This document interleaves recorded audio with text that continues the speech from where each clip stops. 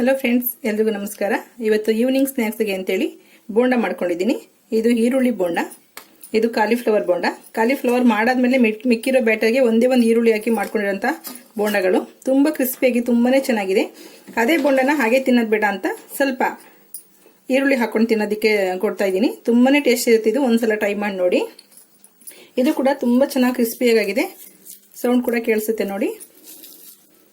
ಎಷ್ಟು ಚೆನ್ನಾಗಿ ಲೇಯರ್ ಕೂಡ ನೋಡಿ ನೀವು, ಎಷ್ಟು ತೆಳ್ಳ ಲೇಯರ್ ಕೋಟಿಂಗ್ ಕುತ್ಕೊಂಡಿದೆ. ಈ ತರ ಕೋಟಿಂಗ್ ಕುತ್ಕೊಂಡಾಗ ಕಾಲಿಫ್ಲವರ್ ತಿನ್ನೋದಕ್ಕೆ ಒಂದು ಒಳ್ಳೆ ರುಚಿ ಇರುತ್ತೆ.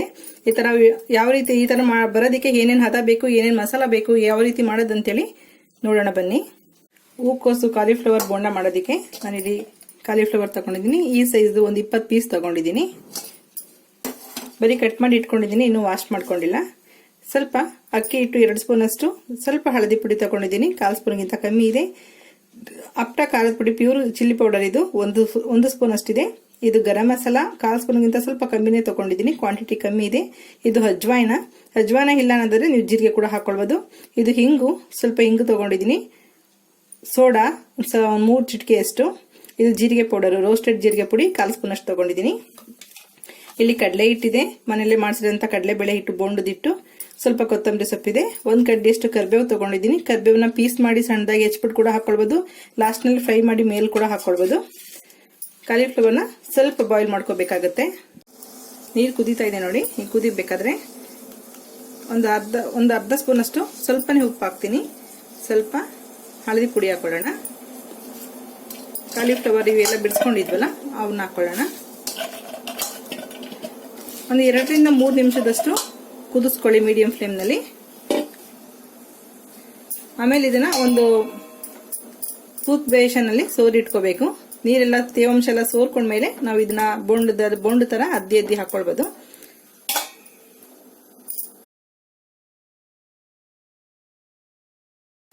ಸ್ಟವ್ ಹಾಕೊಂಡ್ಬಿಟ್ಟು ಈ ತರ ಒಂದು ಟೂತ್ ಬ್ರಷ್ ಒಳಗಡೆ ಸೋರಿಸಿಟ್ಕೊಳ್ಳೋಣ. ಅದು ನೀರು ಸೋರಷ್ಟಲ್ಲಿ ನಾವು ಎಲ್ಲ ಬ್ಯಾಟರ್ನ ರೆಡಿ ಮಾಡ್ಕೊಳ್ಬಹುದು. ಆ ನೀರು ವೇಸ್ಟ್.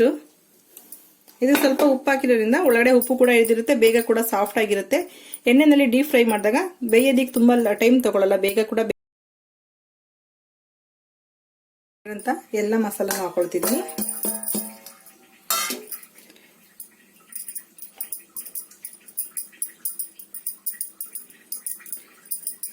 ಕಡಲೆ ಹಿಟ್ಟು 6 ಸ್ಪೂನ್ಗೆ 3 ಸ್ಪೂನ್ ಅಷ್ಟು ಅಕ್ಕಿ ಹಿಟ್ಟು ತಗೊಂಡಿದ್ದೀನಿ. 6 ಸ್ಪೂನು ಕಡಲೆ ಹಿಟ್ಟಿದೆ, 2 ಸ್ಪೂನ್ ಅಷ್ಟು ಅಕ್ಕಿ ಹಿಟ್ಟಿದೆ. ಸ್ವಲ್ಪ ಕರಿಬೇವು, ಕೊತ್ತಂಬರಿ ಸೊಪ್ಪು,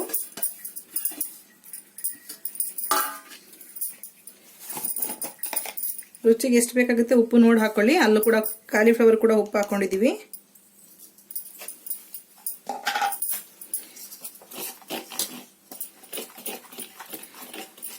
ನಾವಿಲ್ಲಿ ಅಕ್ಕಿ ಹಿಟ್ಟು ಹಾಕಿರೋದ್ರಿಂದ ನಾವು ಬಿಸಿ ಎಣ್ಣೆ ಹಾಕ್ಬೇಕಂತ ಏನಿಲ್ಲ, ಕ್ರಿಸ್ಪಿಯಾಗಿ ಬರುತ್ತೆ.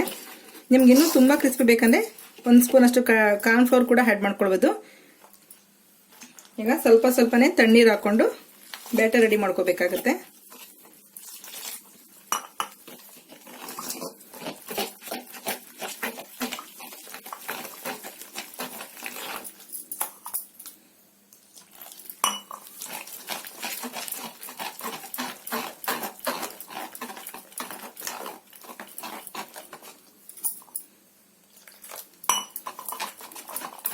ಒಂದೇ ಸಲ ನೀರು ಹಾಕೊಂಡು ಕೂಡ ಗಂಟಾಗ್ಬಿಡುತ್ತೆ ಹಿಟ್ಟು. ಸ್ವಲ್ಪನೇ ನೀರು ಹಾಕೊಂಡು ಕಲಿಸ್ಕೊಳ್ಳಿ. ನೋಡಿ, ಇಷ್ಟ ಅದ ಇದ್ರೆ ಸಾಕು. ಹಿಟ್ಟನ್ನ ಒಂದು 5 ನಿಮಿಷದಷ್ಟು ನೆನೆದಿಕ್ ಬಿಡೋಣ. ಎಣ್ಣೆ ಎಲ್ಲ ಕಾಯೋಷ್ಟು ತನಕ ನೆಂದ್ರೆ ಸಾಕಿದು. ಈಗ ಎಣ್ಣೆ ಕಾಯೋದಿಕ್ಕೆ ಇಟ್ಕೊಂಡ್ರೆ ಅಷ್ಟೆಲ್ಲ ಹಿಟ್ಟು ನೆಂದಿರ. ಎಣ್ಣೆ ಚೆನ್ನಾಗಿ ಬಿಸಿಯಾಗಿದೆ. ಕಾಲಿಫ್ಲವರ್ ತಗೊಂಡು ಈ ಬ್ಯಾಟರ್ನಲ್ಲಿ ಒಂದ್ಸಲ ಅದ್ ನೋಡಿ ನೀವು. ನೀಟಾಗಿ ಈ ತರ ಕೋಟಿಂಗ್ ನೀಟಾಗಿ ಕೋಟ್ ಆದ್ರೆ ಚೆನ್ನಾಗಿ ಕರೆಕ್ಟಾಗಿ ಪರ್ಫೆಕ್ಟ್ ಆಗಿದೆ ಇದು ಹಿಟ್ಟು ಅಂತೇಳಿ. ನಿಮ್ಗೇನಾದ್ರು ಅದ್ರ ಹದ್ದದ ಮೇಲೆ ಕೂಡ ತುಂಬಾ ಎಲ್ಲೋ ಕಲರ್ ಈ ತರನೇ ಕಾಣ್ತಿದೆ ಅಂದ್ರೆ ಹಿಟ್ಟು ತುಂಬಾ ತೆಳ್ಳಾಗಿದೆ ಅಂತೇಳಿ ಅವಾಗ ಸ್ವಲ್ಪ ಕಡಲೆ ಹಿಟ್ಟು ಮಿಕ್ಸ್ ಮಾಡ್ಕೊಳ್ಳಿ. ತುಂಬಾ ಗಟ್ಟಿ ಆದ್ರೂ ಕೂಡ ಒಳಗಡೆ ಬೇಯೋದಿಲ್ಲ, ಚೆನ್ನಾಗಿರಲ್ಲ. ಇಷ್ಟು ಕೋಟಿಂಗ್ ಆದ್ರೆ ಸಾಕಾಗುತ್ತೆ ನೋಡಿ. ಈ ತರ ಇಟ್ಕೊಂಡ್ರೆ ಮೇಲಿರೋದು ಬಿದ್ದೋಗುತ್ತೆ, ಅದು ಪರ್ಫೆಕ್ಟ್ ಕೋಟಿಂಗು ಚೆನ್ನಾಗಿರುತ್ತೆ. ಎಣ್ಣೆ ಬಿಸಿಯಾಗಿದೆ. ಈಗ ಅದಕ್ಕೆ ಆದಷ್ಟು ತುಂಬಾ ಮೇಲಿಂದ ಹಾಕಬೇಡಿ, ಭಯ ಪಟ್ಕೊಂಡು, ಅವಾಗ ಮೈ ಮೇಲೆ ಹಾರುತ್ತೆ. ಹಿಂಗ ಹತ್ರ ತಗೊಂಡೋಗಿ ಎಣ್ಣೆನಲ್ಲಿ ಬಿಟ್ರೆ ನಿಮ್ಗೆ ಮೈ ಮೇಲೆ ಹಾರೋದಿಲ್ಲ ಇದು.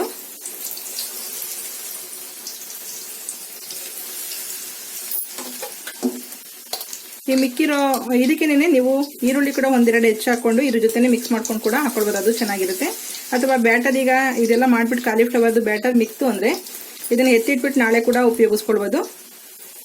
ಅಥವಾ ಈಗಲೇ ಒಂದು ಗೆಡ್ಡೆ ಈರುಳ್ಳಿ ಹಾಕ್ಬಿಟ್ಟು ಬೋಂಡ ತರ ಮಾಡ್ಕೊಳ್ಬೋದು. ಬೇರೆ ಏನು ಆ್ಯಡ್ ಮಾಡ್ಬೇಕಂತಿಲ್ಲ, ಇದರಲ್ಲೇ ಉಪ್ಪು ಖಾರ ಎಲ್ಲ ಹಾಕಿರೋದ್ರಿಂದ ಜಸ್ಟ್ ಒಂದು ಈರುಳ್ಳಿ ಹಾಕೊಂಡ್ರೆ ಸಾಕಾಗುತ್ತೆ.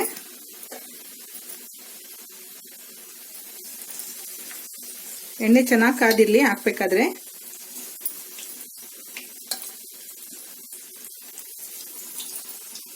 ನೋಡಿ ಚೆನ್ನಾಗಿ ಫ್ರೈ ಆಗಿದೆ. ಈ ತರ ಕಲರ್ ಆದ್ರೆ ನಿಮ್ಗೆ ಗೊತ್ತಾಗುತ್ತೆ. ಎಲ್ಲ ಚೆನ್ನಾಗಿ ಎಣ್ಣೆ ಸೋರಿಸಿ ಒಂದು ಟಿಶ್ಯೂ ಪೇಪರ್ ಮೇಲೆ ಹಾಕೊಳ್ಳಿ.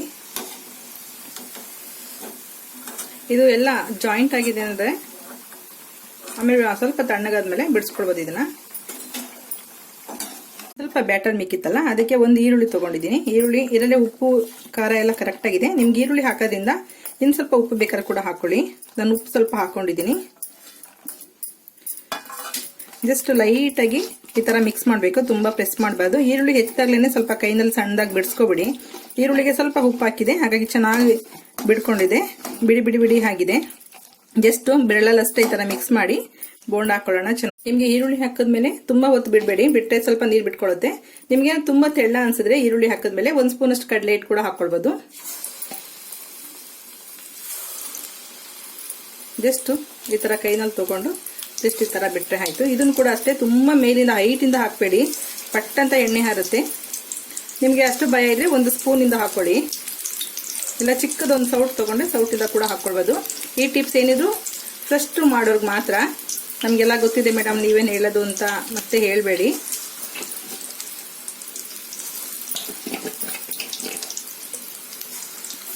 ನಿಮಗೆ ಬ್ಯಾಟರ್ ಚೆನ್ನಾಗಿದ್ರೆ ಮಾತ್ರ ನೀವು ಬೋಂಡಾ ಬಜ್ಜಿ ಪಕೋಡ ಏನೇ ಮಾಡಿ ಬ್ಯಾಟರ್ ಚೆನ್ನಾಗಿದ್ರೆ ಮಾತ್ರ ಅದು ಟೇಸ್ಟ್ ಚೆನ್ನಾಗಿರೋದು ಮತ್ತೆ ಕ್ರಿಸ್ಪಿಯಾಗಿ ಬರೋದು. ನಾನು ಒಂದೇ ಈರುಳ್ಳಿ ತಗೊಂಡಿದ್ದು ಮಿಕ್ಕಿದಂತ ಬ್ಯಾಟರ್ಗೆ. ಒಂದು ಈರುಳ್ಳಿಗೆ ಎಷ್ಟೊಂದು ಬೋಂಡ ಆಗಿದೆ ನೋಡಿ. ಇದು ಈರುಳ್ಳಿ ಬೋಂಡ, ಇದು ಕಾಲಿಫ್ಲವರ್ ಬೋಂಡ. ಎಷ್ಟು ಕ್ರಿಸ್ಪಿಯಿಂದ ಆಗಿದೆ ಗೊತ್ತಾ? ಸೌಂಡ್ ಕೂಡ ಕೇಳಿಸುತ್ತೆ ನೋಡಿ.